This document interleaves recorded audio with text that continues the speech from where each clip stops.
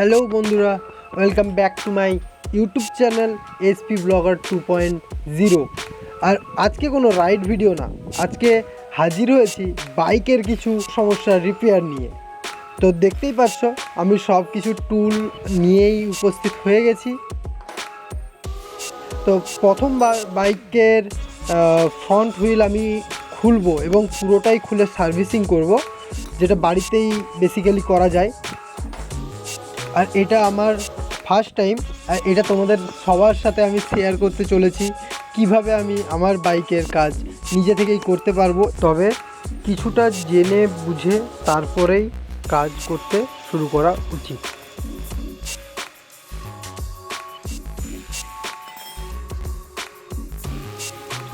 চাকার নাটটা খোলা হয়ে গেছে। চাকার নাটটা খোলার পর কেবিলগুলো খুলে নেব, প্রত্যেকটা ব্রেক কেবিল এবং মিটার কেবিলটা।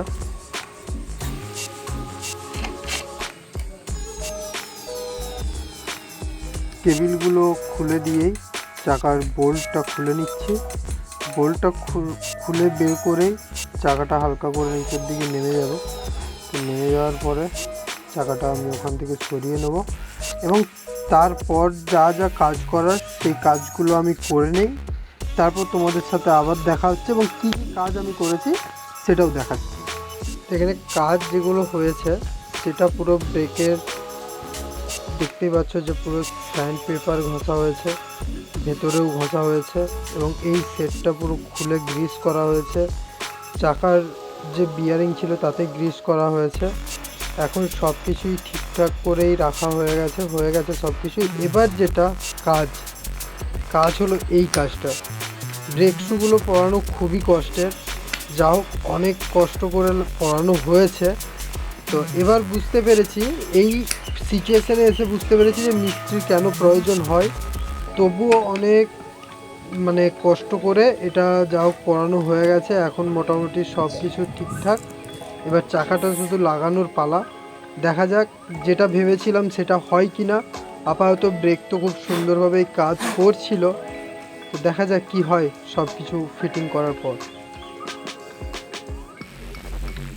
সামনের ওখানটাকে পুরো পরিষ্কার করে নিচ্ছি একটু, কারণ ধুলোবালি ঢুকে বেশি অসুবিধা হয়ে আছে। হালকা গ্রিসও লাগিয়ে নিয়েছি এবং এইটার যে লকটা রয়েছে সেই লকটা কীরকমভাবে লাগানো হবে সেটা একবার ওখানে দেখে নিলাম।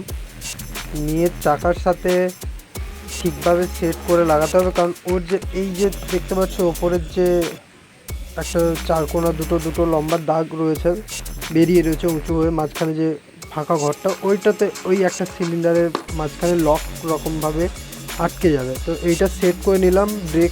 ব্রেকের যে রডটা দেখতে পাচ্ছ ওটাও নিচের দিকে ঠিকঠাকভাবে সেট হয়ে গেছে। তো হালকা করে এবারে ওখানে চাকাটা লাগিয়ে রেখে যে বোল্টটা ছিল সেই বোল্টটাকে ভালোভাবে গ্রিস লাগিয়ে ঠিকঠাকভাবে ওখানে লাগিয়ে দিতে হবে, কারণ গ্রিস না লাগালে ওটা তাড়াতাড়ি শুকিয়ে যায়। তো গ্রিসটা লাগিয়ে রাখলে বিয়ারিংয়ে খুব কম লাগে।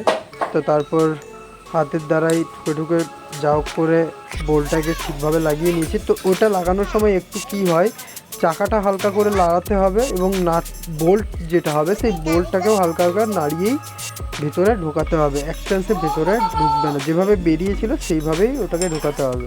তো তারপর আবার ঘুরে রেঞ্জ দিয়ে টাইট করে দেওয়া হচ্ছে। মোটামুটি একটা মিডিয়াম টাইট দিয়ে দিচ্ছি, খুব বেশি টাইটও দেওয়ার দরকার পড়বে না।